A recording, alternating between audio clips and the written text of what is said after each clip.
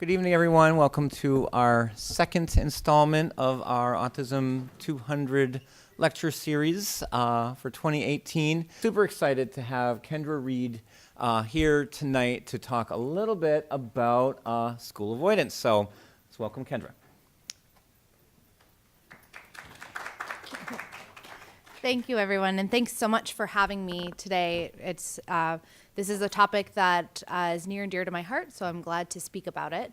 So just a little bit about me before we get started. So I'm a psychologist here at Seattle Children's, and the main hat that I wear most of the time is the director of anxiety programs in our outpatient psychiatry clinic. So that's my main area of expertise, is in the assessment and treatment of anxiety disorders. Now, throughout my training, starting back in graduate school, practicum placements at various hospitals, and through to my postdoc at Stanford, I've been fortunate enough to gain a separate area of focus in treatment of autism. So things like PRT and assessment of autism. So and especially the autism anxiety overlap. So that's a kind of side interest that I don't get to work with much here at Children's, being primarily in the outpatient psych department. But I'm very excited to join you all here today as part of the Autism 200 series. So as Jim mentioned, tonight we're going to be talking a bit about school avoidance. Now, but I don't want to go to school. Strategies for addressing school avoidance is our talk today. So our overall objectives are to define school avoidance as a specific problem to work on, review interventions for school avoidance, kind of our tips from the trenches, and a little bit what we know from the limited research available, and talk a little bit about the Seattle Children's School Avoidance Group, and there's some additional resources at the end.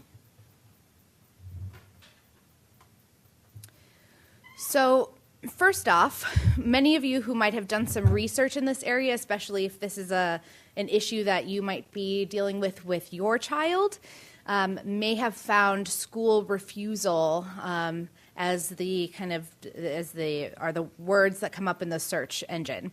We use school avoidance because we feel like that better captures what's happening a lot of the time. It's not just pure refusal, I'm not going to, but they're often avoiding something that's difficult about school. So we feel that using school avoidance better captures the problem.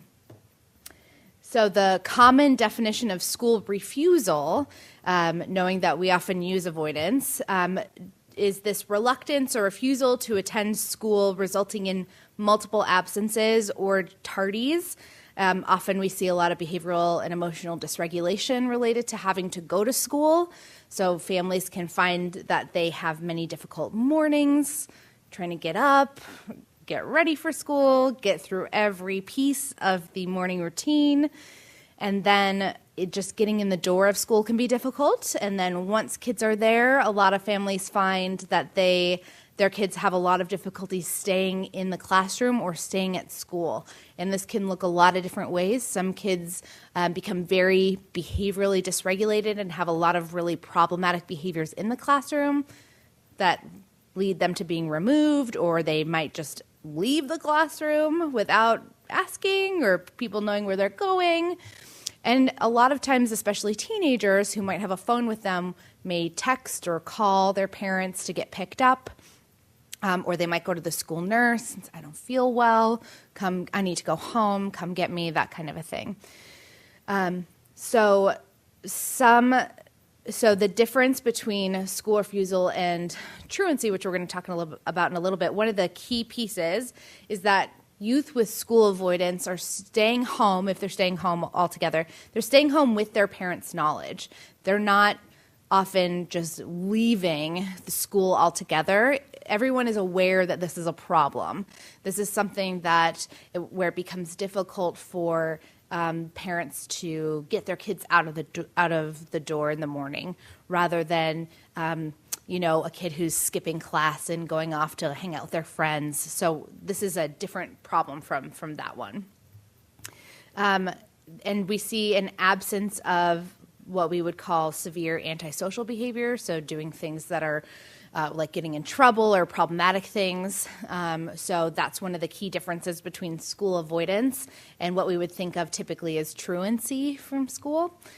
There's a lot of emotional distress at the idea of attending school, so a lot of stomach aches, headaches, often vomiting, some diarrhea, just because sometimes kids can get really upset and dysregulated about having to go to school. They can be super unhappy about it, of course, and feel pretty anxious, but generally there's just a lot of distress. And often there are a lot of parental efforts to improve school attendance, and sometimes parents can feel pretty unsuccessful because it's just this daily battle that they're fighting, and they often can feel like they're not getting very far. So another thing to know about school avoidance or school refusal is that it is not an official disorder. So it is a notable symptom or behavior, but it's not a disorder in and of itself. It's something we definitely want to note, and certainly a problematic behavior that we've developed treatments around, but it's not kind of sitting by itself in our big book of disorders, the DSM, as its own disorder. And a lot of that stems from the fact that it's kind of a manifestation or one way of seeing a lot of different kinds of emotional distress play out, whether people are or kids are refusing to go to school because they feel anxious or because they feel unhappy or because they feel so tired or because they're in pain. There are lots of different other reasons that drive that behavior of not attending school. But we do see that approximately 50% of school avoidance cases stem from anxiety. So that's a big piece, and that's one reason why I've gotten looped into the world of school avoidance. Does this work? Awesome. So why fight this battle? It's so hard. Why should we pick this battle up every day? It's really important for kids to go to school regularly. There are so many things that happen at school that are really important for development. So there's academic learning, of course, but also social development, being around others, learning how to be in a situation with other people where you're following rules and you're meeting certain explicit expectations, which can be kind of seen as a microcosm of what would be expected when they are adults or when they are out in the world when they're older. So social development is a really important piece of that. And another big piece of the importance of attending school is just youth access to needed resources, especially when they have special needs. So being able to access a speech therapist or some of the other resources that they get at school, some of the specific learning supports that they might have is really important. And what we see when kids do not attend school due to avoidance, so they're avoiding something distressing, we see that avoidance reinforces anxiety and some of the other really problematic emotional behaviors or really uncomfortable emotional behaviors that happen. So every time, we wake up in the morning and our anxiety or emotional distress spikes because we don't want to go, and then we avoid, that comes right back down. It comes down really fast, which feels great in the moment, but the next day when you have to go to school again, anxiety can spike right back up even higher than it did the day before. So that avoidance really reinforces the emotional distress that people feel that builds upon that emotional distress. We also see that the longer that kids stay out of school, the harder it is for them to return. So sometimes I hear parents say or caregivers say, let's just give them a break. Let's just take some time off now and come back to this later. And what we see is that if we're taking that break now, that might help us kind of recuperate and feel like we have energy, but it's making it harder for that youth to get back into the school setting, which is why it is so important to just to pick this problem up every day and to fight this battle of going to school. We also see that there's this snowball effect for the missed work, especially when kids are getting into high school or there are more and more demands that they have to meet. There's a snowball effect of the work that they're missing. There's a snowball effect of missing the services that they have access to. So they're kind of losing skills or getting farther and farther behind or not kind of keeping up with where they might have otherwise been. Having trouble keeping up with their peers in some of these areas. They're missing out on some of the relationships that they might enjoy at school. And then feeling like they're missing out on those things, the thoughts they have about that might further feed back onto difficulties attending school from there. We also see that routine is just so important. It's important for all of us. And when youth have less routine, so they're staying home and they're waking up a little bit later every day, or they're not waking up in time to get to school, and they don't have that routine of like getting to school and here are the things that happen when you're at school, here's what your day looks like. We see that especially adolescents are at increased risk for depression, but we also see that kids in general just do less well. They have more difficulty getting the things that they need to do done, whether that's something even outside of the academic or going to school realm. That lack of routine kind of deconditions them to being able to meet expectations in other areas at other times. We also see that persistent avoidance continues throughout life. So if we're avoiding school now, because when kids are in elementary school, middle school, high school, we see that avoidance continues into high school or into adulthood, into employment or whatever they might do out after their school years end. And that can be really problematic, not only for things like employment, but also for just their relationships with other people. And just thinking about all the things that help someone be successful or feel successful in life and be kind of reaching their potential. It gets in the way of their ability to do that later on. So whatever kids are practicing now is what they're going to practice later. Not that we can't change those things with interventions, that's absolutely our hope, but that's why it's so important to intervene, because whatever they're practicing now is going to continue later on. So how much missed school matters. So this is a very wordy slide and really meant to be more of a resource to you guys than something I read out loud, because you guys can reference this. But essentially, there are some state laws that require school for youth of certain ages, especially between the ages of 8 and 17. And chronic absenteeism is defined as missing 18 or more days of school during a school year, which significantly affects student learning. So that I think that's important for people to know about, so that they can kind of gauge what's going on with their child, and we can start to intervene when we're at 9 days or even less than that. So that we don't get to 30 days or something like that, and then we're like, oh man, we've really got a problem. It's really snowballed.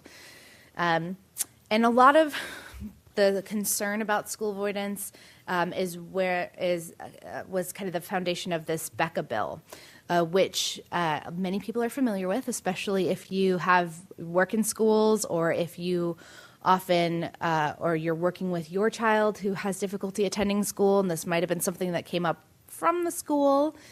A lot of times parents can feel like this is a really punitive action that schools take to bring up the Becca bill, and they can feel like they're being threatened or they're in trouble.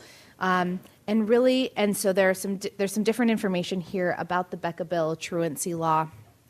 But I think certainly some of the conversations that might happen around the Becca bill between parents and schools may be less helpful than others, absolutely.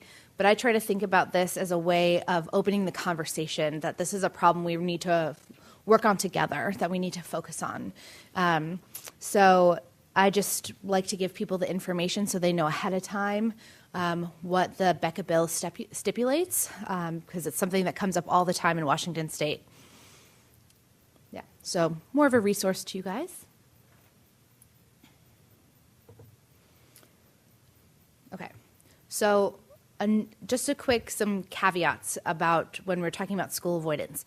So absenteeism is not always school avoidance. So we've talked about that last point a little bit about truancy. School avoidance is not the same thing as truancy, so there's some real differences there. Kids who are truant are not afraid. They're the ones that are leaving school, skipping class to go hang out with their friends and like smoke pot in the parking lot or something else like that. They're going off and having fun and doing something else that's more fun than school. And oftentimes parents don't know.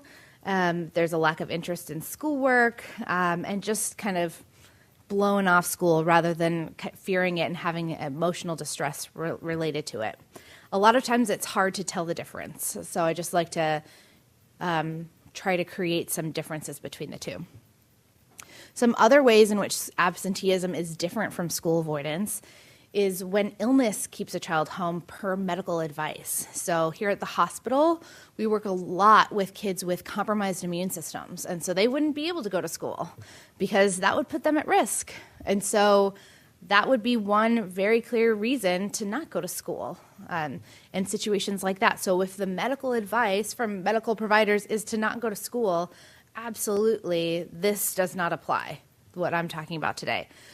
Once those guidelines are dropped and kids are well enough to go back to school, sometimes we then deal with school avoidance difficulties, but this is different from those cases. We also draw lines between absenteeism or school avoidance and when there are objective school climate issues that make it dangerous or threatening for the child to go to school. So when there are clear threats or when academic needs are not met. So the school cannot provide, for whatever reason, they can't provide what a child needs at that school in order to get the education that they need. Now, I very much hope that there are conversations around this if that comes up between parents and the school. This doesn't really apply to that. Although I will say that youth who tend to be more anxious may perceive threats more than youth who are not anxious. And they're perceiving threats in things that are neutral or are objectively not threatening, but may feel that way. And so that would not be a reason to avoid school. We would want to work on that rather than reinforce those anxious thoughts that school is threatening. But sometimes school is a dangerous place for some students if there's a lot of bullying or something else going on. So this would not apply there. And sometimes there are other psychosocial factors that prevent school attendance. Not saying that these aren't things you want to work on, but just drawing a line between what I'm talking about today and some of the other contextual factors that might influence why a child is not attending school. One of those is family dysfunction. So when there's low supervision or general permissiveness, so the rule of the family isn't really that you have to go to school, we're dealing with a slightly different issue than what I'm going to be talking about today. We also see that some parents withdraw their children from school, and that could be for many different reasons. And maybe that, many parents don't want their child to be in different particular school settings and really prefer a different school setting, and that's fine by us as long as there's something to support a child's education. Other things that we don't want to conflate with school avoidance would be homelessness or lack of resources to get to school or another primary diagnosis like psychosis or substance use. Again, all of these things would be problems to work on, but distinct from what I'm going to be talking about today. Okay, so if we really boil it down, there are about 4 main reasons why youth avoid school. And all of this, I should say, is adapted from Chris Carney's book, When Children Refuse School. It's a cognitive behavioral therapy resource.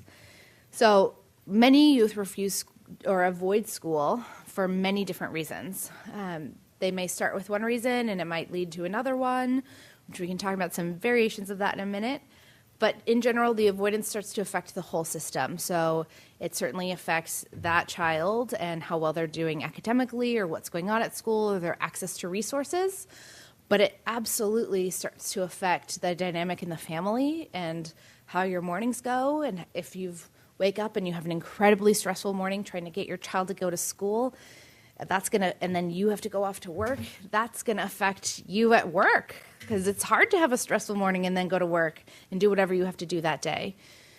It also starts to affect many parents' employment, because especially if they have to stay home a lot with their child who isn't attending school, who's avoiding school, I should say, their employment may be in jeopardy because they're not able to get there. And this can be really, really difficult for families to navigate, especially as employers are not always super understanding of what's going on at home. So this is a big place where, this even more reason to intervene, I guess. So we're going to go through the different reasons, but regardless of what the reason is, routine is super important. So building a routine and building in some intervention around these things will be really important. So starting with the avoidance-based reasons, youth may avoid school-related situations that increase negative affect. So they're avoiding the affect in that situation. So they're avoiding feeling anxious. They're avoiding something that might make them feel irritable, like having class, like those Socratic seminars. Some kids really hate that, and then that makes them feel really irritable, and then they want to avoid that because they know that's coming up that day. Or they want to avoid PE because that makes them feel just more tired, or they feel like they can't do it.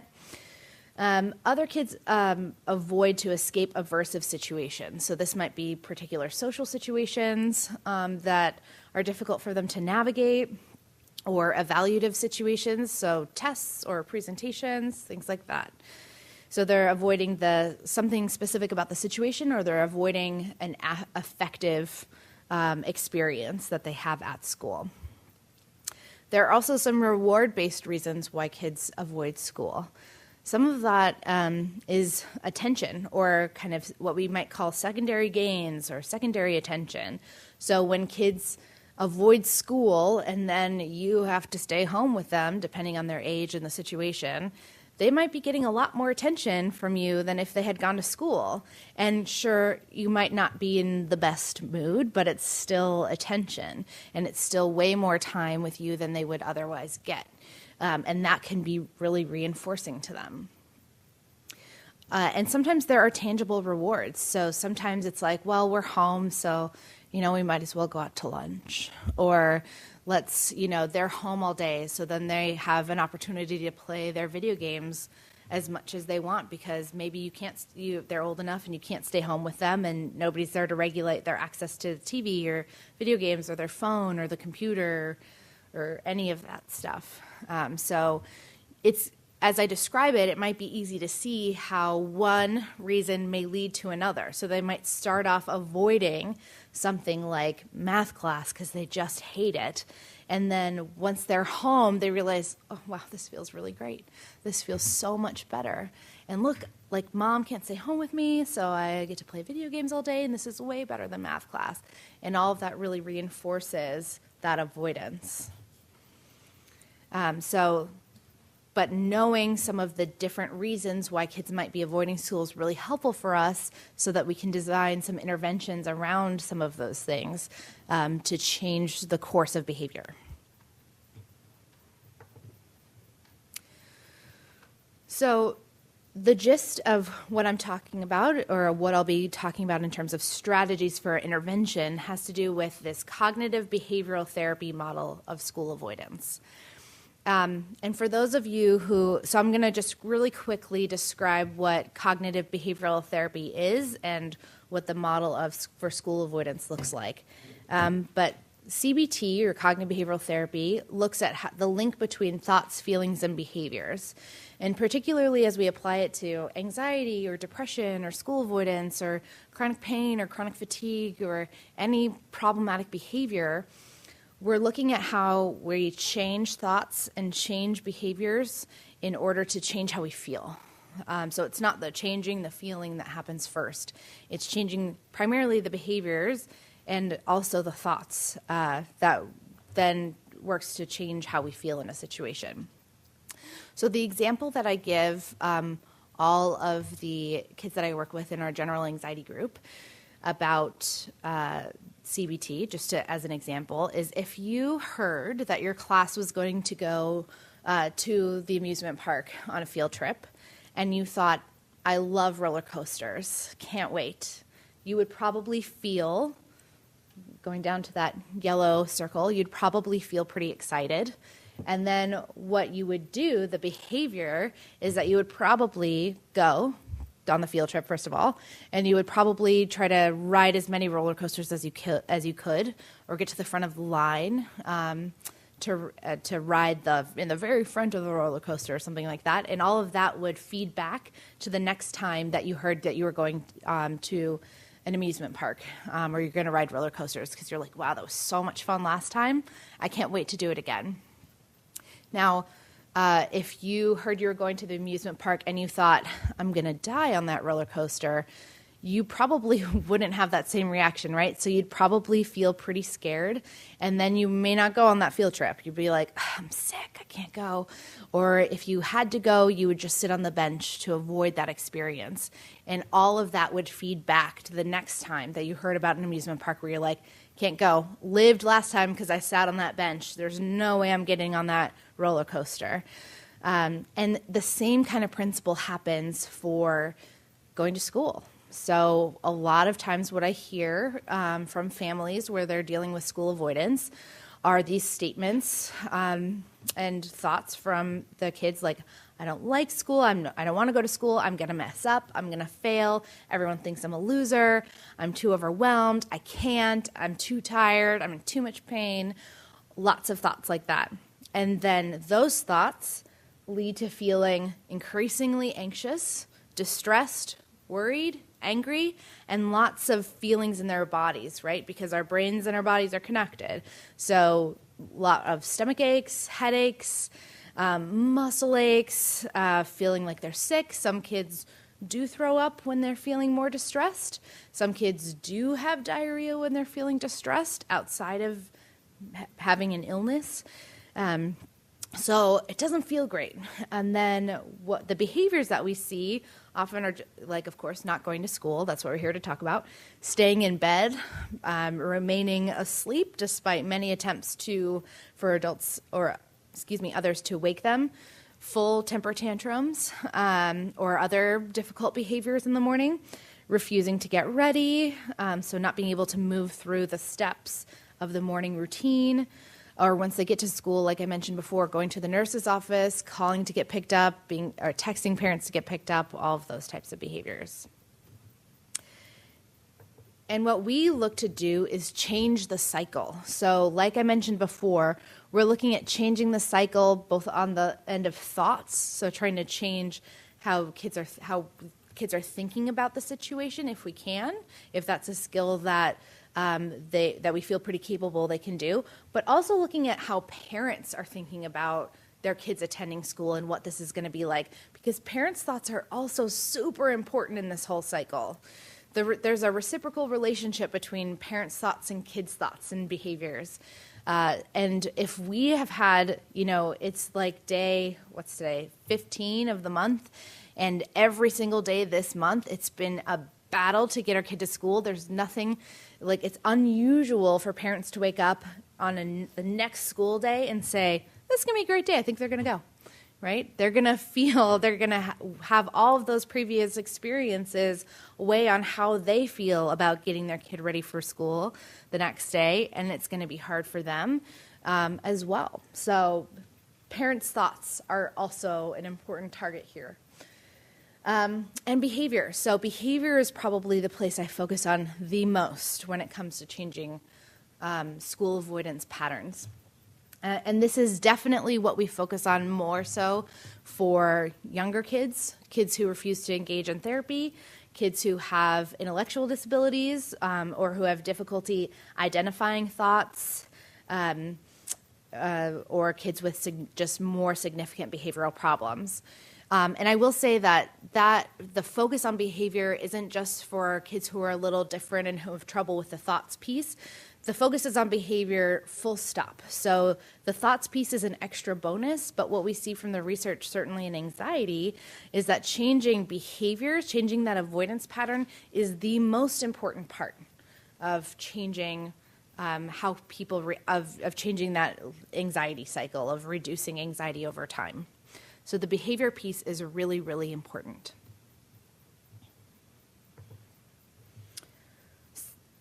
All right, so what we know, and I kind of mentioned this before, is that the faster we get kids back into school, the better their prognosis.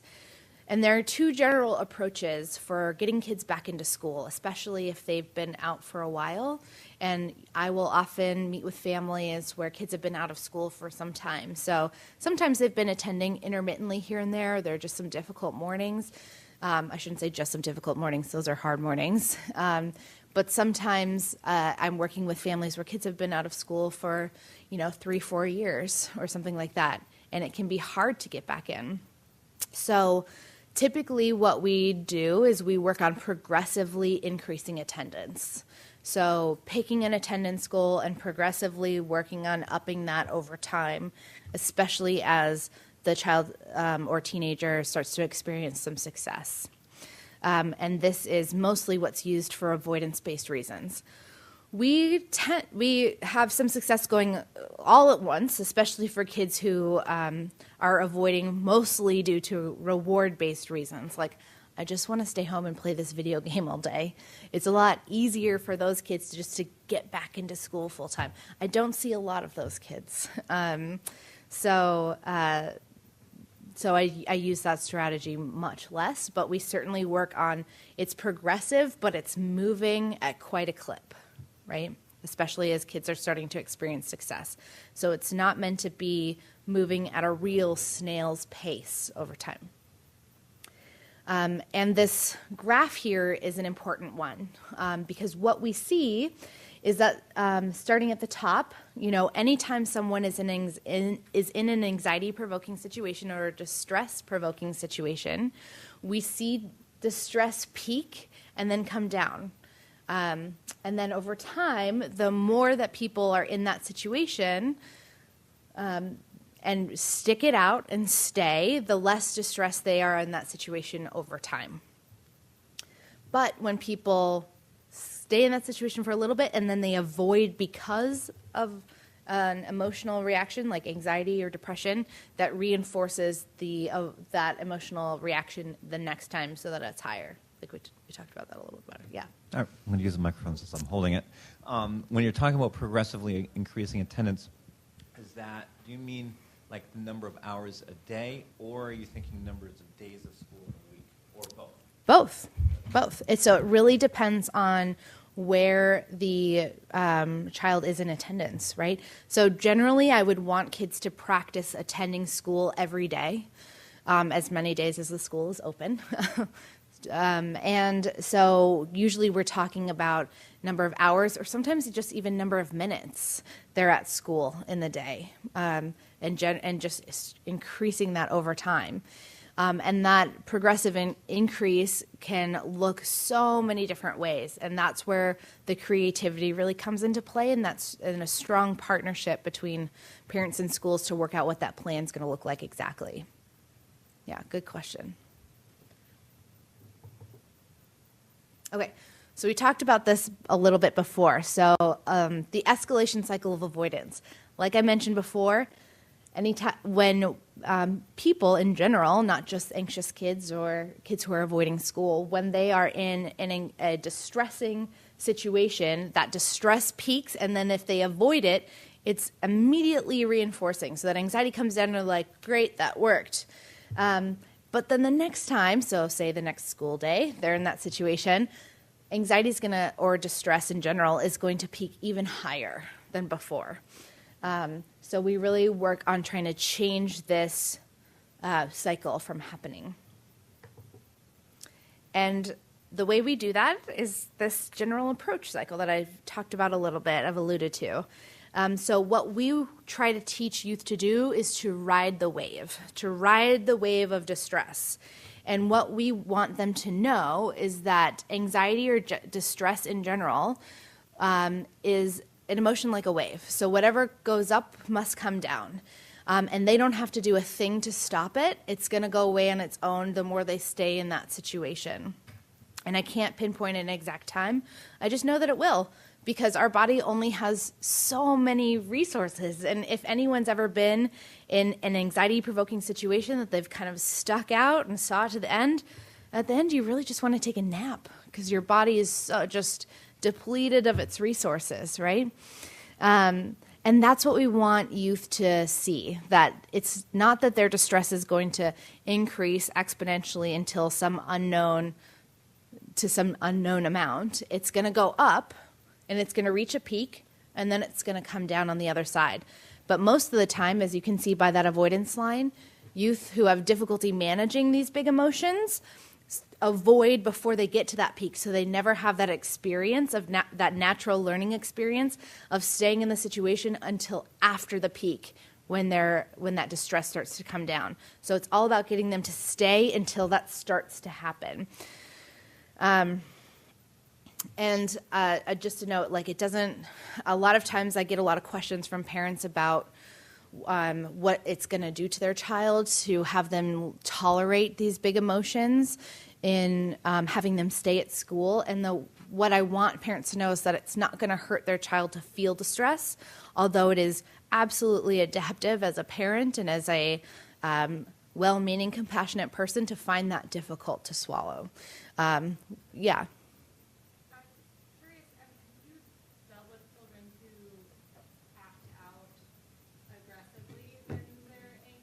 Yes. How do you get them to ride the wave if they're out of... That's a great, Repeat the question. yeah, absolutely. Perfect, thank you. So the question is, how do you get kids who are acting out aggressively to ride the wave? So a few different things. One, a lot of it is in a strong setup, so setting some goals ahead of time, but we're going to stay until this point. This is our goal for today. And we want to make it a manageable goal for them to reach. So we don't want to throw them in the deep end and make it so hard that they're unlikely to experience success. So it's the first part is about setting a reasonable goal for that child.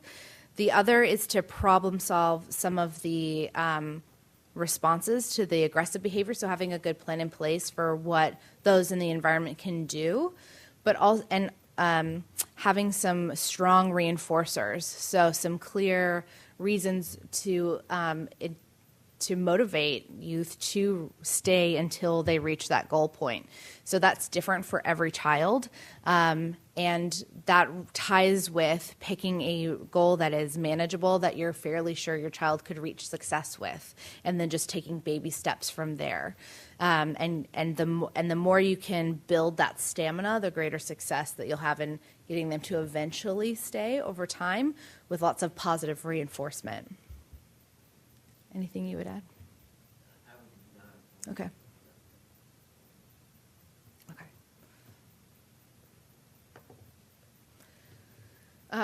One thing that can be really helpful when working with kids and you're asking them to do something hard, like tolerate being distressed, is to have them rate how hard it is for them. And sometimes we call these SUDs, or subjective units of distress, but we can call it anything that works for your family. Sometimes I just say, what's your number, or where are you? And have them rate on a scale. I have two examples here. One goes from 0 to 100. The other goes from 0 to 10. There's also that 1 to 5 scale. But you can use any scale that you want. You can use a color scale, something that gives us a sense of where they are in terms of how intense their emotional experience is. And it also helps them build some mindfulness around their emotional experience, so they can start to recognize some of those earlier steps before they get all the way to 100 and they're totally out of control. So that can be really a helpful tool to use throughout all of this. Yeah. How does sensory deregulation come Mm-hmm.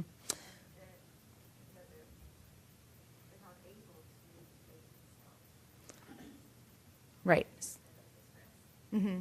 So if they're not, so the question is, how does sensory dysregulation come into all this, and what do you do if a child is not able to rate how they're feeling in that situation? Is that the question? Yeah. Yeah. Yeah, absolutely. So, or if they're younger is the other part of the question.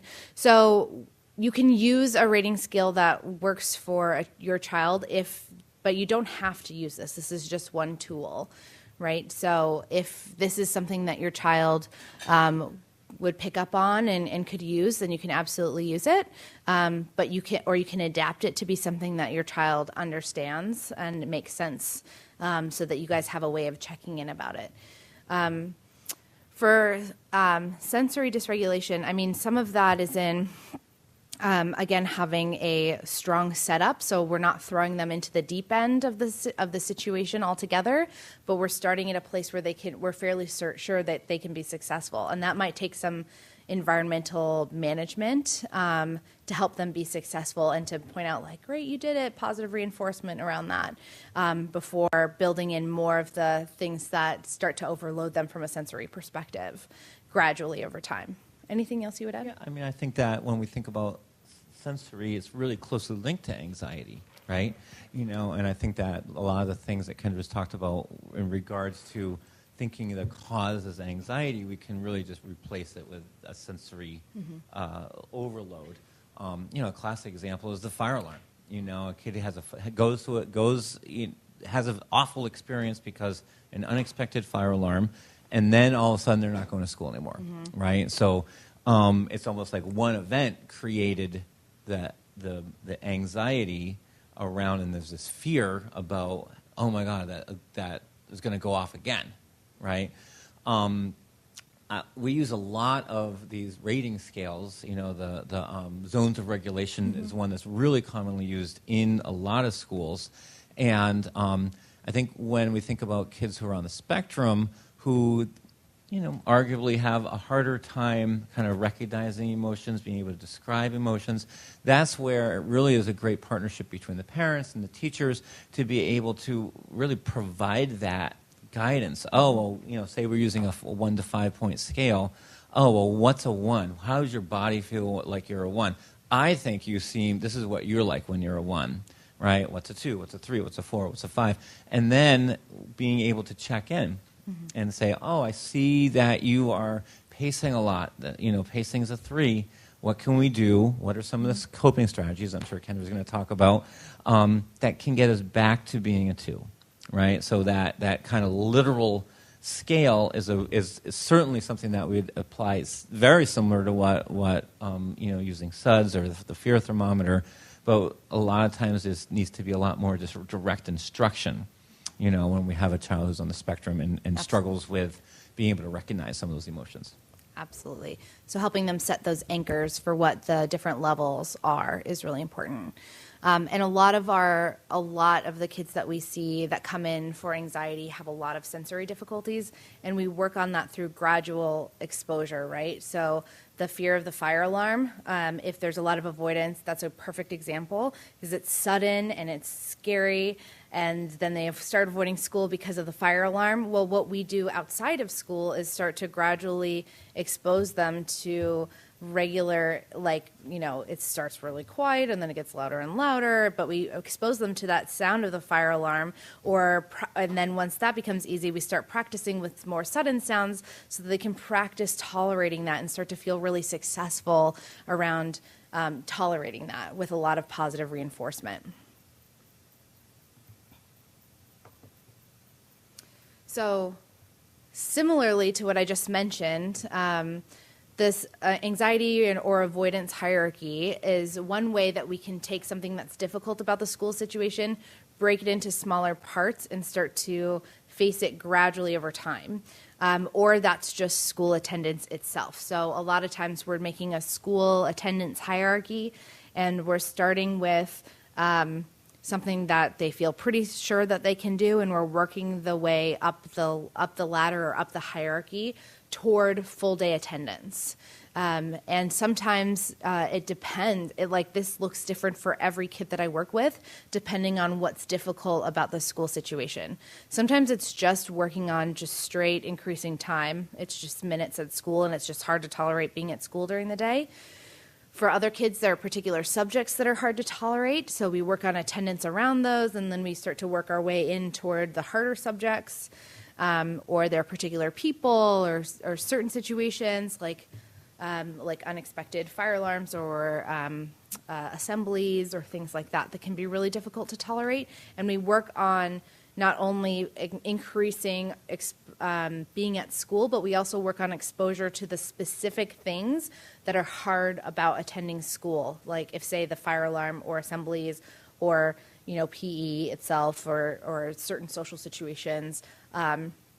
If those things are driving a lot of the school avoidance, we'll work on specific exposures or approach tasks where they are gradually getting closer and closer, experiencing more of those situations, so that they can feel more successful coping with them in small steps, and then we move that over to the school setting.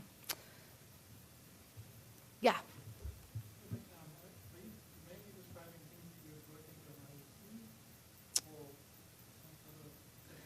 Yeah, that's a great. So the question is, am I describing mainly things that I would work into an IEP or another setting? So that's a great question. This absolutely can be worked into an IEP. And typically it's not as explicit in an IEP, like all of these steps necessarily.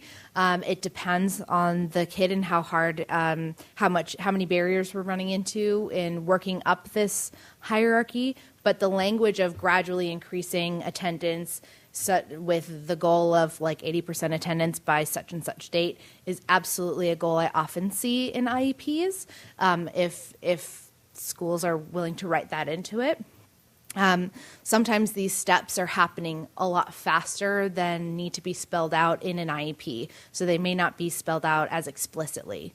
And sometimes the exposure to the things that are really difficult about the school setting, like those specific examples I mentioned, sometimes those are spelled out as particular goals in the IEP so that the child can work on those with someone specific, like the school counselor, psychologist, or whoever at school. So sometimes those absolutely are goals that are written into the IEP, but they're not always, but certainly writing them into the IEP can help make sure that they're getting worked on at school. Yes. We've got a number of questions from our Facebook Okay. followers. Rob has a couple of questions. First of all, he asks, is it acceptable to allow the child to demand a school change when parents are attempting to overcome school avoidance? That's a great question, and it comes up so frequently. And there are a lot of different variables that go into whether that's something to consider. A lot of times I'm more on board with families doing that if there are specific things happening at school, like youth specifically aren't getting their academic needs met or their safety needs, if they feel like they're being threatened at school or they feel very unsafe and objectively we have evidence that this is so, then I'm more on board with that. But often if that's not the case, when we see avoidance at one school, that avoidance transfers to the other settings as well. So in which case we could keep changing schools a whole lot and we'd still have run into the same problem. So I just caution families about that. He also asks, I think it was when you had the slide up with the anxiety and fear ratings.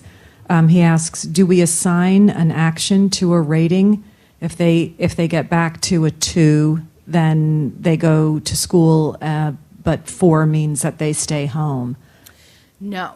So that's a good question. So the idea is not that they reach a certain level to the point where they wouldn't go to school. The idea is just to build some awareness and some mindfulness about the internal state, and so they can of that distress. But we don't want to reward different levels of the ratings.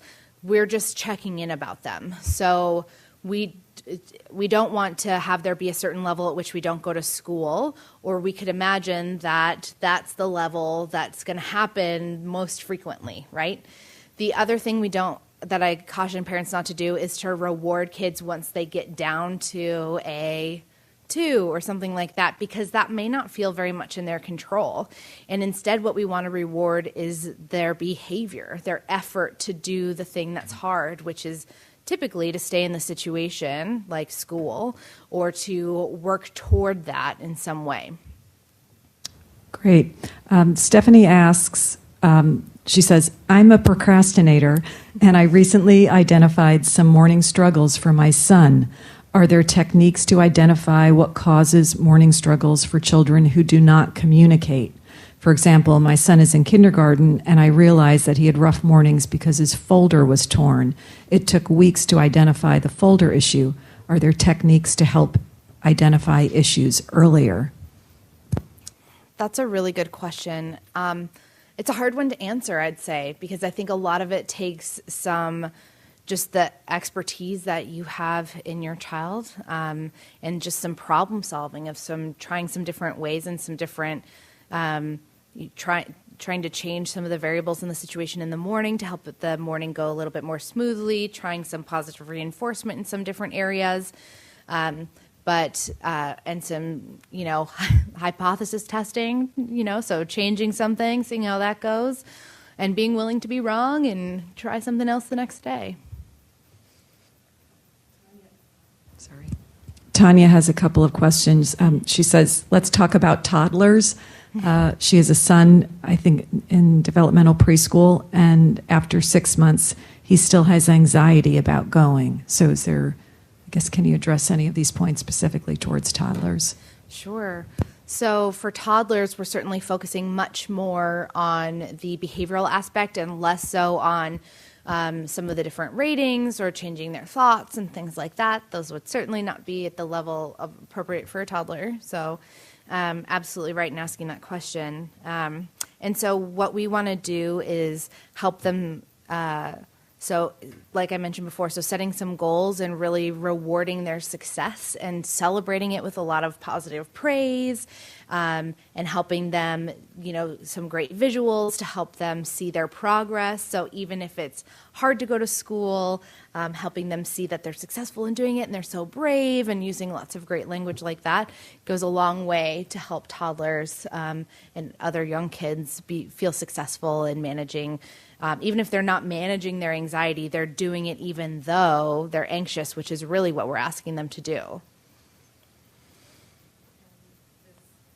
Other question, maybe off topic, but she asks, let's talk about genetic mutations, SNPS, and its impact on anxiety, and if you have any particular position about that. That's not really my area of expertise, so I'm not sure that I could answer that question. Sorry. Yeah. Okay, so we've talked about some of this slide already, but really some of the most important things as parents and caregivers for kids who have trouble going to school are what to do if they do go to school and what to do if they don't go to school. And really, this is what really helps make a strong behavioral plan in managing school avoidance. And the behavioral pieces are really important for especially young kids or especially kids that have trouble communicating, but helpful for kids and teens and just all of them. So one piece, if they do go to school, as I mentioned before, a really important piece of school avoidance intervention plans is positive reinforcement for their efforts to go to school, so their effort to reach their goal. We don't want to focus on perfection and just like full day attendance is all we'll take, right? Because it's going to be, if they're not going to school at all, especially, it's hard to get there, and we want them to start to feel successful in working on something that's really hard. And so sometimes that challenges our ideas of success. and helps us, and we have to try to think a little bit more flexibly about what we're willing to count as success. And really, I encourage parents to count anything that's more than happened the day before, or at least at that level, is a success, right? So we're finding ways of rewarding even very small steps toward attendance. Now, the rewards that we give, whether that's praise or a positive reinforcement system like a sticker chart or a token system or a point system, or immediate rewards that happen as soon as you get to school or as soon as you're home for the day, we want to make sure that those rewards match the level of attendance or the level that we're at, the level of effort that it took for that child. So as things are getting easier for them, so say it's easier to get to school for the first hour, but really hard after that, for getting to school, we're not going to get the same reward after a month of doing that they did initially, because now it's a whole lot easier. So we want to make the rewards match the level of effort for that child at that particular stage in the plan. And if they don't go to school, then we really want to be careful to remove reinforcers from the environment. So this means limiting access to preferred things in the home environment, or some of that, you can't just especially for much younger kids, you can't just not pay attention to them at all, but trying to limit some of the activities or the access to special rewards or special devices that might make staying home particularly comfy or preferred. And sometimes, especially for those really bright teenagers, we have to get very creative, because even if you take all the power cords, they'll find a way to make something work where they totally outsmart us. So that's just, we have to get kind of creative sometimes. And sometimes, it really depends if they are not, if you can't stay home with them during the day, and they're older and they just tend to sleep all day, and that's what's really reinforcing, or being in their room and staying on their computer. Sometimes we have parents limit access to their bedroom, especially if parents can't be there during the day. But just limiting access to the things that are really rewarding about or reinforcing about staying home is really important. Or say, if you haven't gone to school that day, that means for that day, you don't get your video games, or you don't get access to the iPad. But either way, and so these plans look really different family to family depending on the situation. But either way, we really encourage parents and caregivers to be consistent with the plan. So if you set a plan and you say what it is, you're going to stick to it. And try not to be swayed by your emotions in the situation, or your child's distress. We want consequences, positive, negative, to happen on a day-to-day basis, especially when school attendance, whether kids are going to school or not, is really a day-to-day struggle. We want those consequences to happen day-to-day. And that's so important, because I think especially when parents and caregivers understandably get pretty frustrated, a lot of times we hear things come out of our mouth like, "You've lost this for the rest of the week." And then we really have nothing in our back pocket to help motivate them to go to school the next day. And then they're just like, "Well, fine, I'm not going to go for the rest of the week then, because why should I?"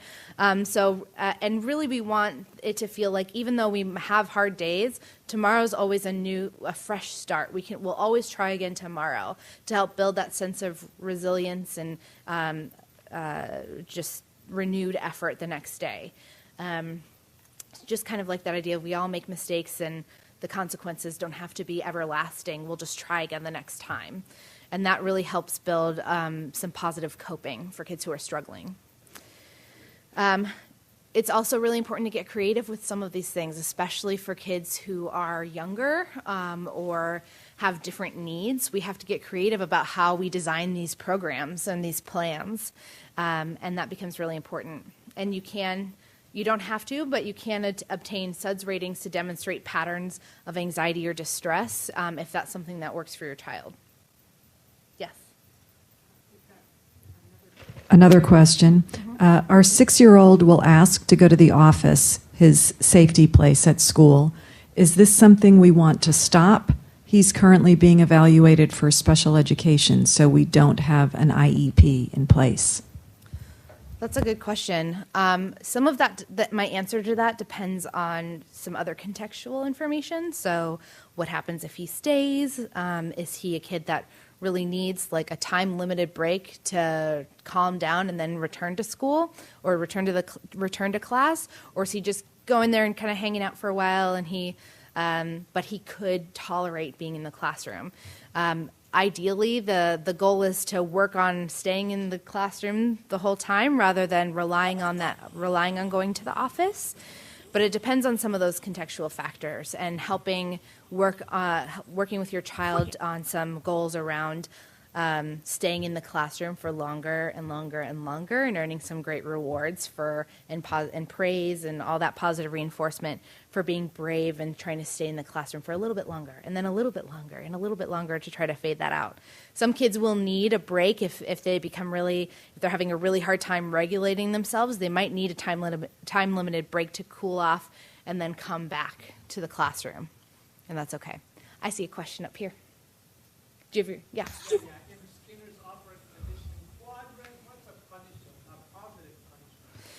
Yeah, so that is a great question. So the question is in the graph that I have up here, the chart of Skinner's operant conditioning quadrants, what is a positive punishment? The language around these is really confusing. So it's not like a punishment that feels great. It is a punishment where you're adding something to the situation. So that top row is, you see the word add next to it. That means you're adding something to the situation. So a positive punishment is something where you're adding something and it decreases behavior. Like, well, even though it's not very effective in actually decreasing behavior, but like yelling, you're adding something to the situation with the effort of decreasing a behavior. Or something that we definitely do not recommend, just to say that up front, but spanking is something that would be a positive punishment, only not that it's positive in any way, but in that you're adding something to the situation with the idea of decreasing behavior. Again, not something that we recommend. Yeah. A work requirement, that's another great example of a positive punishment. Versus a negative punishment, which is one that many of us may be familiar with. We're removing electronics, removing screen time, removing iPads. It's the most common kind of consequence I hear most of the time. Removing trips to the library was a very adorable, wonderful negative punishment I heard the other day.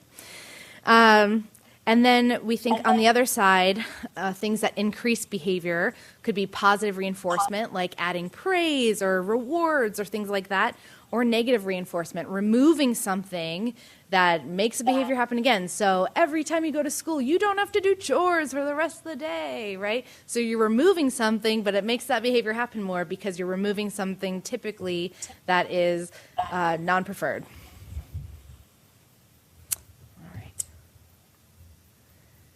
So a little bit more about a positive reinforcement system. So we talk with families about using these systems all the time because it is not easy to tolerate being distressed, and that's what we are asking your child to do. If it was easy, they'd already be doing it, and it's not inherently rewarding at the start. The idea is that over time it's going to become inherently rewarding to feel successful going to school and all of that, but at first it's not most of the time. So we encourage parents and caregivers to define the system that they're going to use so that everyone can be consistent across all parents and caregivers and even at school. So families can use things like point systems, a star chart or sticker chart, a marble jar, whatever you want, popsicle sticks, anything that is meaningful, brave bucks, anything that's meaningful to your family and your child, and you can be consistent with it. There are a lot of great apps that help with this sort of thing. If you're on the go a lot, that's one way of linking parents, like giving points. So you can link an account, and parents can give stars and rewards and keep track of what so many points equals. So there are lots of different ways to do it, but the idea is just to pick one and be consistent. And we want families to consider both an immediate reinforcer, missed an R there, and a long-term plan. So we want them to, especially if it's hard to get in like the door every day, we want there to be an immediate reward that day for trying to go and trying to meet that goal. And we want there to be a long-term reward so that in addition to like every day starting to feel a little successful, then being able to look over time and see like, oh wow, so every day I've gone and I've unlocked access to my iPad for this amount of time or whatever it is. And then over time, I can see how many points I've earned for how many days I've worked on my plan and worked up to the next step. And they can start to feel really successful and like, oh my gosh, look how many points I've earned because I've been working so hard at being brave or, you know, whatever words you guys want to describe. And those points can be turned in for extra special treats or privileges on the weekend. So positive reinforcement systems don't have to be just about stuff. I really encourage families to make a reward menu, and this helps keep the rewards kind of fresh. So sometimes where we get stuck on these systems is that kids just stop caring about it because they're like, oh, I don't even care about whatever that was anymore.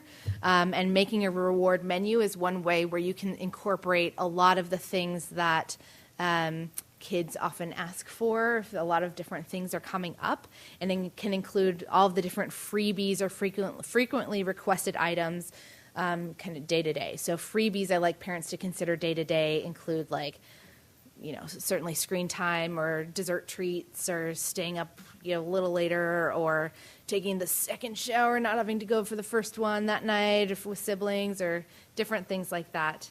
Can change to include different things. Important points I want people to know are that parents set the exchange rate, not the teen or the child. We want this to be set ahead of time and not kind of in the heat of the moment so that you're like, fine, if you just go to school today, I'll get you a car. Just go.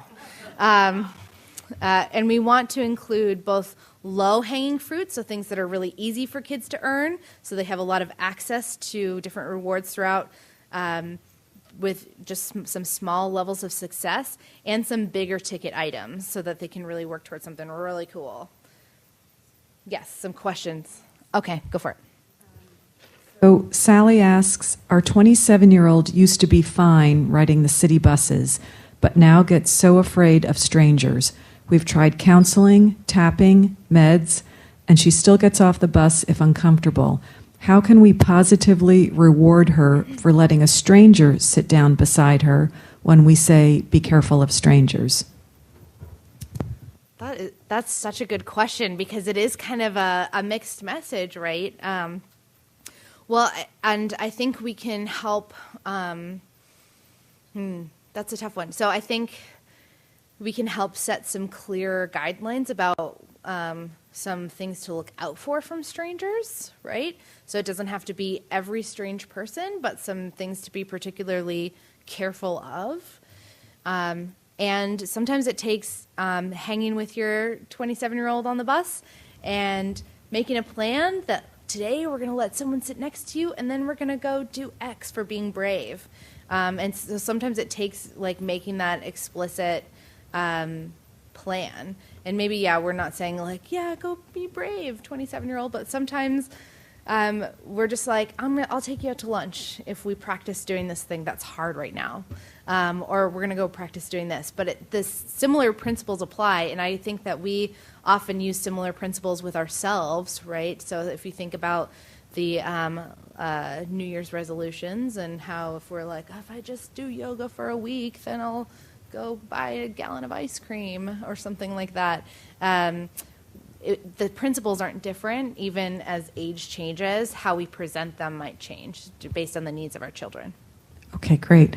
And Rob has a question. If we are successful at adding rewards for attending and our son goes to class, what can we do to get him to engage and attempt to learn? The goal can't just be getting there.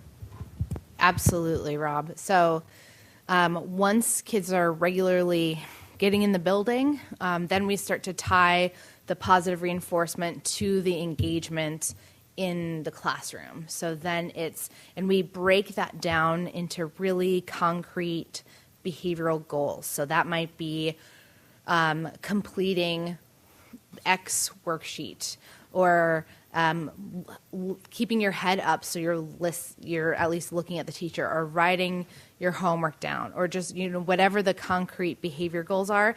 Once kids are in the building, then we start to tie the positive reinforcement to engaging in those specific behaviors. I see a question up here.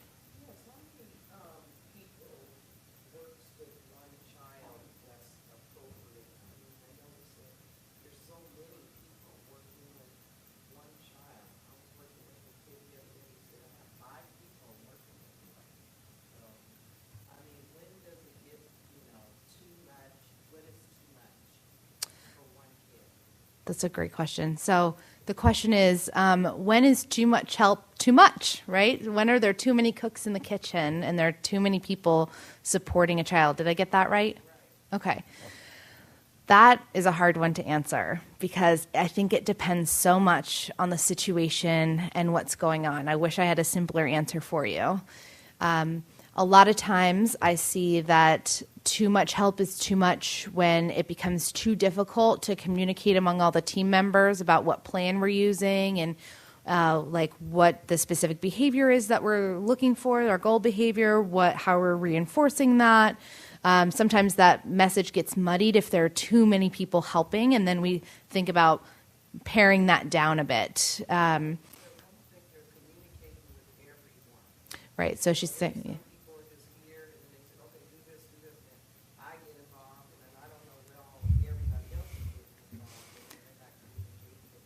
Right. Right. So it sounds like there's a lot of difficulty communicating among so many team members. And I think you're right. Sometimes, especially for, I think the kids who have difficulty attending and staying in school pull a lot of school resources. And I think some of that just comes from people not knowing what to do and really desperately wanting to help and trying to throw a lot of resources at a problem, but it may not be well designed, like you're saying. It may not be that we need all of those people, but we just need these few key players to help in that situation, and that adding more really is just diluting the message and not really helping. Yeah, Jim. So I know we have a question from Children's Village in Yakima, and they're actually going to be able to just ask you straight, and then fancy. How about we'll wait until that will be our last question, and then we'll just save questions till the end so we can get through our stuff. So I've got a question about my son. Can you hear me? Yes. Thank you so much for this topic. This is so timely for us. Happy to. Our son, by the time he refuses to go to school and try to find out what's going on, he's already in a frenzy, and usually it's something like the teacher is mean, or teacher doesn't like me, or I'm going to get kicked out. And it's weeks after the event. So I'm wondering if there is like accommodations where you have a paraprofessional trained to identify immediately on the spot when it occurs, maybe with a SUD scale to say, hey, I'm stressed out, the teacher hates me, and prevent or provide intervention at that point so we can steer him away from this frenzy that he builds himself up to, and it takes weeks for him to get back to school. Has that been done before? Yeah, I mean, certainly many of the families that I work with are using paraprofessionals, especially when their kids are having a really hard time staying in the classroom, or if they have other needs that require this assistance of a para.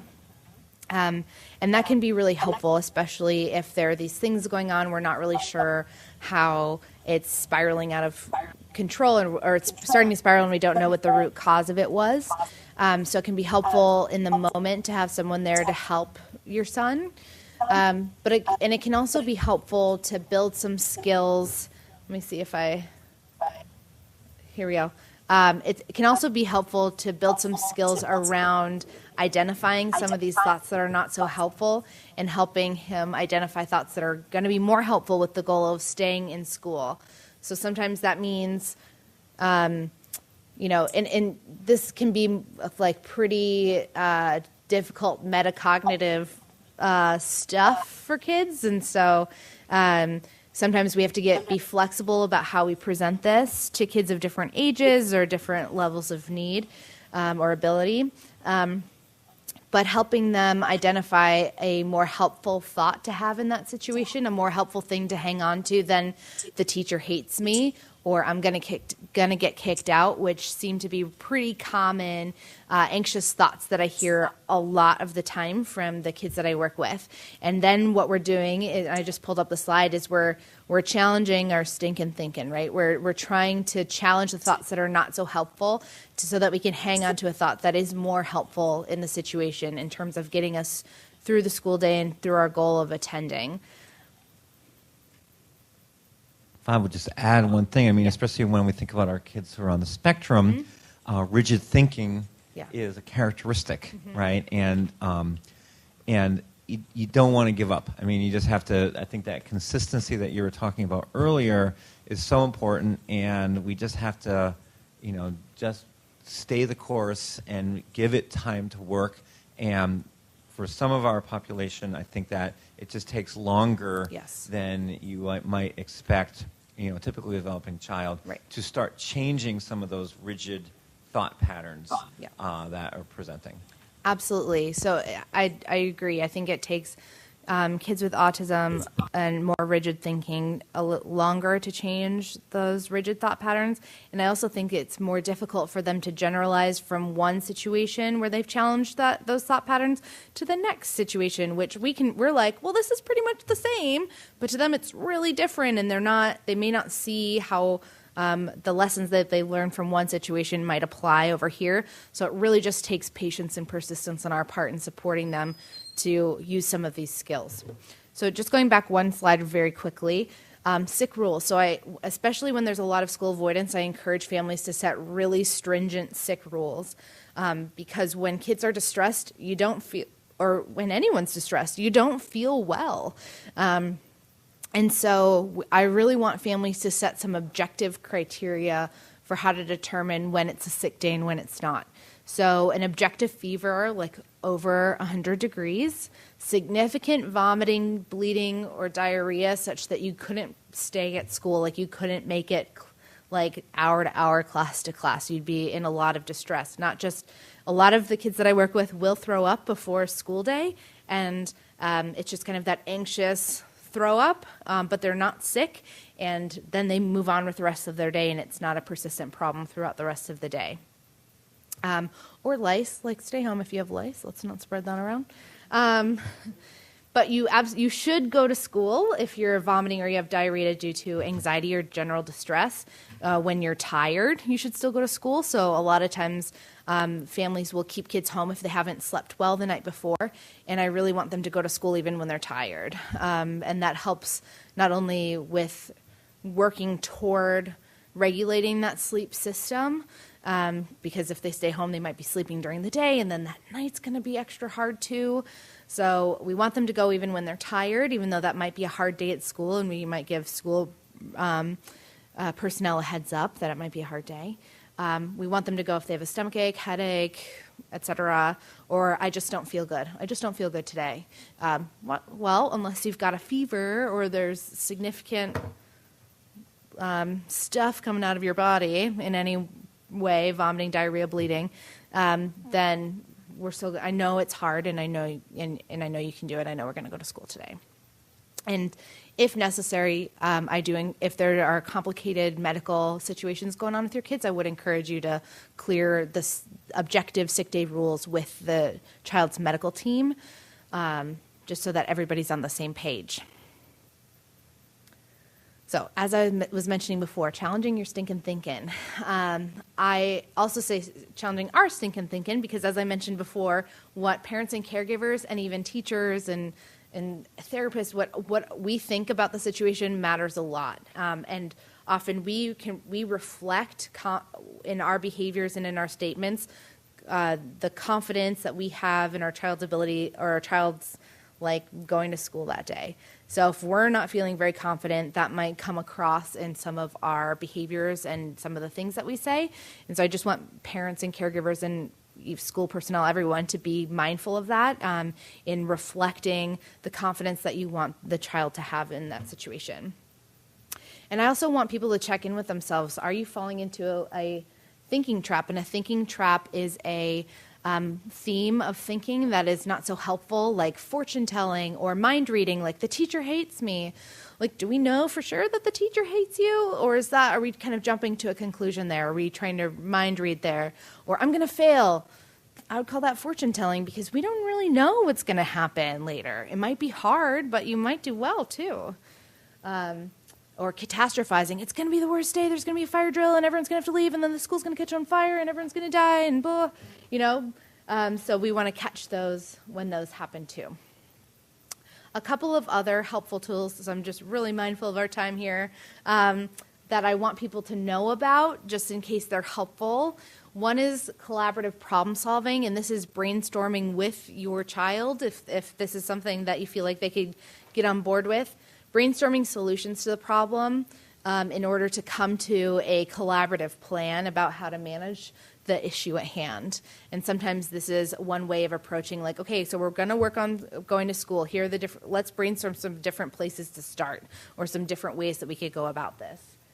Another one that I want people to know about is behavioral pacing. And this is really, so this involves gradually increasing stamina over time and is really helpful for youth who've been out of school for some time. So if any of us took a leave from our jobs or our daily tasks and then we had to go back full time, it would be really tiring and taxing to our systems and really hard. And so if kids have been out of that for a long time and then going back, it's going to be really hard. So helping them feel successful by gradually building them back up to full time is called behavioral pacing, and is a really helpful thing to just kind of have in your back pocket as another skill. And it really overlaps very much with the gradual exposure to school that we talked about before. Just really quickly, I can't emphasize enough how important it is to partner with your schools about this issue. A lot of times families feel like it's very us versus them when it comes to school avoidance concerns. And I really encourage families to try to pull on that partnership of like, we're really working on it. Let's meet together so we can come up with a plan for how to address this. Like, we're working on it at home. Let's talk about how it's going to happen at school. Just to try to work toward flexible reintegration and pulling in other members of your child's treatment team as you need to help inform or consult with the school. I spend a lot of my time on the phone with schools, helping them problem solve how to help keep kids in school and help them get there, and just help them really understand what's driving these behaviors, and then so that once kids get to school, they're like, well, you're late again. You really need to start coming to school more often, because that's not really going to help. So helping change the language that we use at school so it's more helpful and positive and supportive of the effort that kids are putting toward doing something that's really hard. And so I have some other examples of some things that families and schools can partner with around planning is identifying intermediate places for the child to work if they're not in the classroom. So sometimes they need to take a break, or sometimes if they're coming back into school after having been out, going right back into the classroom is a lot. So finding some places where they can be, like working in the conference room or in the room next to the counselor's office or something like that, where they can gradually work toward being in the classroom more and more, is really helpful. How they would get access to work if they're not in the classroom, so making a plan for that so they're not falling too far behind, what language everyone should be using about what's going on, how teachers and other staff should respond if other kids are like, where's Joey? He's not been here for a while, or if Joey shows up and then people are like, where you been? You haven't been to school in a while. A lot of times kids are really nervous about how other people are going to react once they get back. So having a plan about that the school's on board with can be really helpful. Coming up with some visual schedules to help kids understand like the different and set some goals around the different parts of the school day and what's going to happen for them. Along with that, setting some really clear routines, both prior to getting to school and once you're there, and incentives for task completion, which can happen both at school and at home, depending on what resources the school has to help support that. So just some examples of some visual support, some routines here. I know you guys have copies of these slides, right? We handed those out. Yeah. So really quickly, because I know this was a question that came from the Facebook group prior to starting, a note about homeschooling, or alternative academic programs. So I am not against homeschooling or alternative programs. I am not for them when the choice to do them is emotional distress or school avoidance. Because what we see is that avoidance transfers from one setting to the next setting to the next setting. So if we're making the choice to homeschool because of school avoidance and emotional distress, we're kicking the ball down the line and reinforcing that emotional reaction and that problematic behavioral pattern.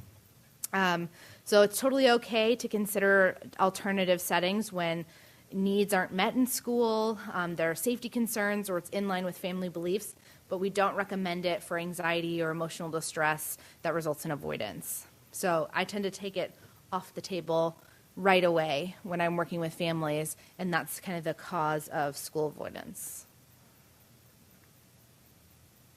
Again, just really...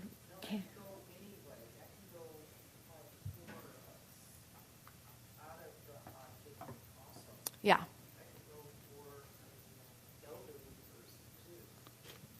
Tell me.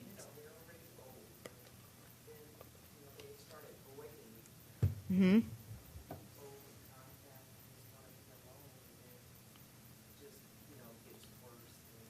Absolutely. So the comment was that could go for anyone. This pattern works for anyone, and absolutely, I agree with that. Avoidance feeds all of the negative, unpleasant emotions that we experience, whether we are a toddler or we're 85 and we're kind of withdrawing.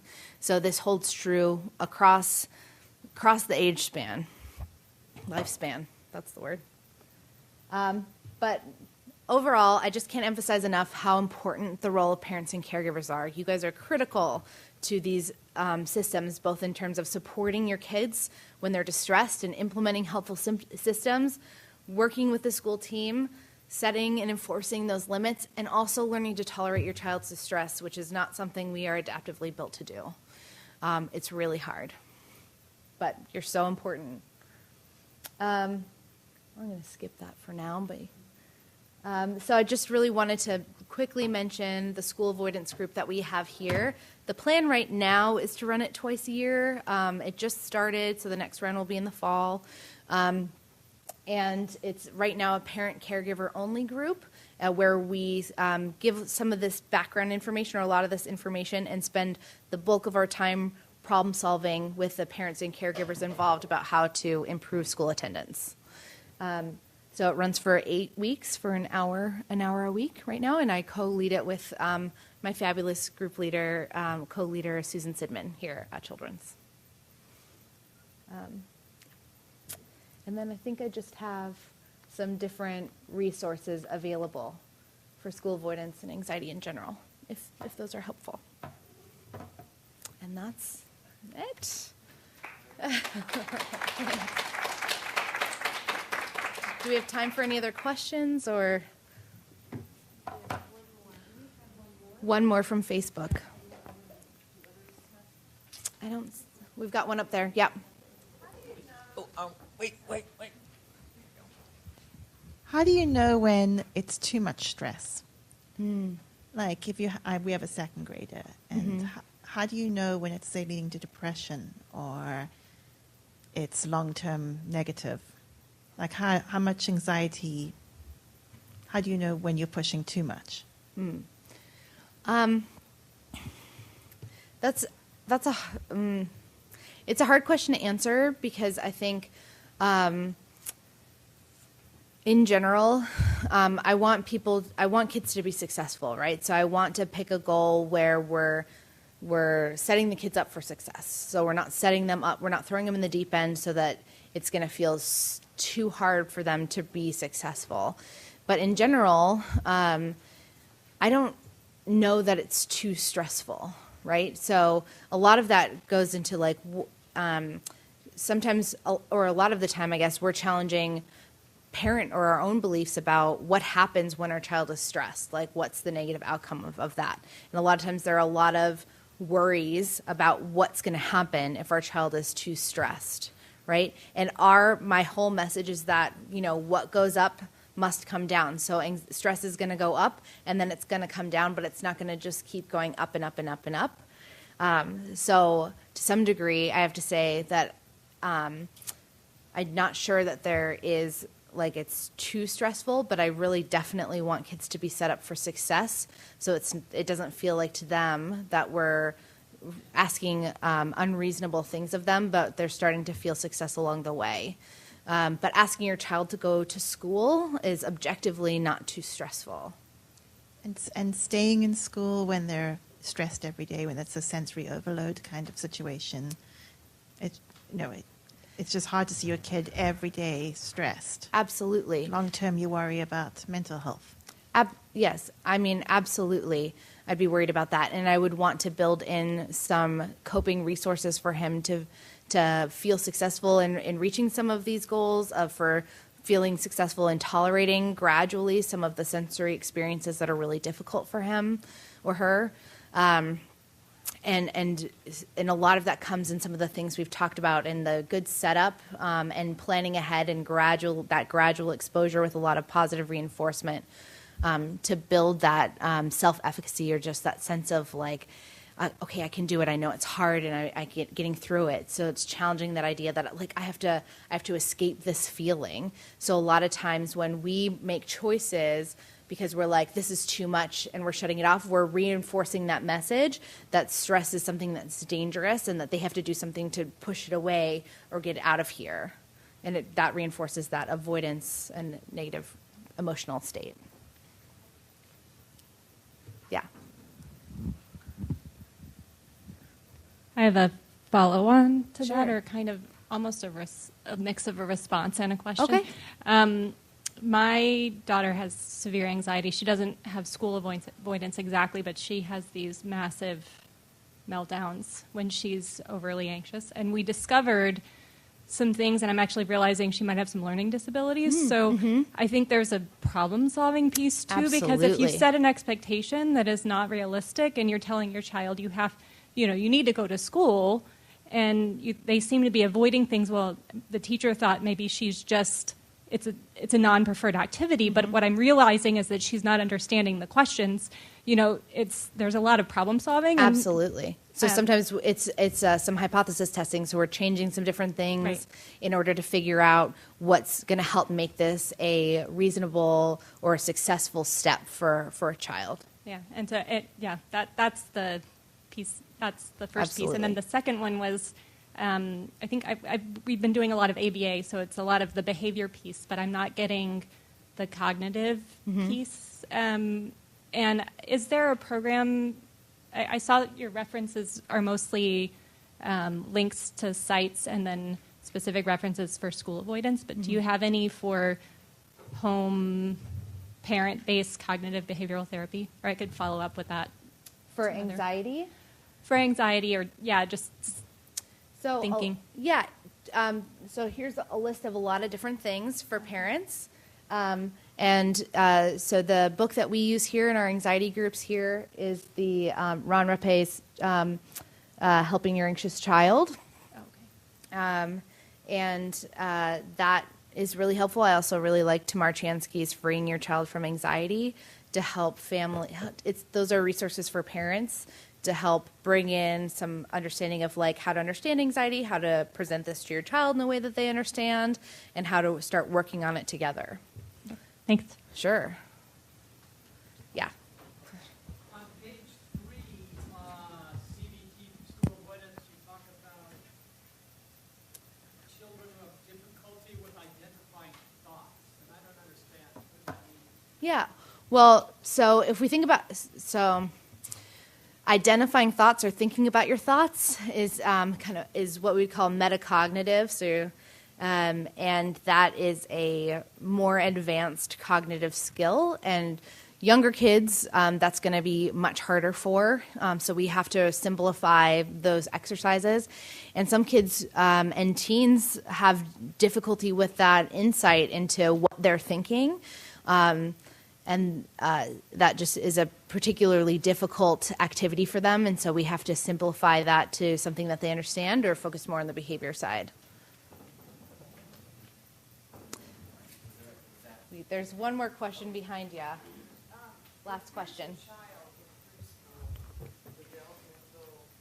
Mm-hmm. Do you think that some kids might snap out of this autism if they weren't developmental preschool diagnosed with autism? Do you think they would snap out of it, or is it something that once you diagnose, it's there for the rest of their life?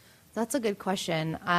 I'm going to give what I think, and then I'm going to send it on over to Jim. But in general, I would not think of something as autism as something that kids would snap out of. So that was the question, whether if a child was not in a developmental preschool setting, is autism something that they might just kind of snap out of, right? And that's not what we tend to see happen for kids with autism, is that's a stable, well, not all pieces of it are stable, but just the diagnosis is stable across settings. And I would agree with that. And I think that usually starting developmental preschool would do the opposite, where we would learn a lot more skills, and those skills would then transfer to a lot of increased, better behavior and better learning. So early intervention, there's a lot of data to support that it's very effective, and there's very little information, to say that being placed in a developmental preschool has a detrimental effect. So the kid will be going to inclusion like regular kindergarten, developmental preschool kindergarten, but then they will have to modify their work in the classrooms, and then they'll move along to first grade, and they'll still continue to modify that skill that they learned in kindergarten, and they just keep on going and going. So is the concern that we keep modifying it so we don't know if they could reach the unmodified goal? Well, I think they will continue to modify it because they won't reach, the full potential of kindergarten that they're supposed to achieve in kindergarten. So then they'll move up to first grade, and then second, and so on and so on. So pretty soon they'll just be stuck in some. I think every child is different, right? And I think that if the whole way the system is supposed to work is we identify those kids with the needs that they present with, and I think that we push them along because the general idea now is to keep them with their age group, I think that we see those cases where they benefit so much from the interventions that were placed, and then they move into more inclusive settings, and they move into general education, and then they move from an IEP to a 504, and that's the best case scenario. Other kids need continued support due to learning differences, and I think that's one of the nice things about the IDEA law is that it really is an individualized system, and when it's done right, and schools are following that the way that they're supposed to, then we see really adequate services provided. Now, some kids have low, levels of some kids have low levels of low levels of special education, and some have higher, like Asperger's, and then some have they're middle, and their inclusion would some IEP minutes, and some are very, very low. And so it's like some of the schools don't even know that kids have an IEP in the classroom, and then they give them a D grade saying, oh, I didn't know he had an IEP. And then so they need to modify their, their class curriculum to these kids. And some needs to be 3 levels. It needs to be a real low level, a medium level, and a high level. I agree with you. I agree with you that we do not get as many support for some of those families. So anyway, I think we're going to kind of wrap it up. Happy to talk with you more. Thank you, Kendra. Of course. Thank you all so much for having me.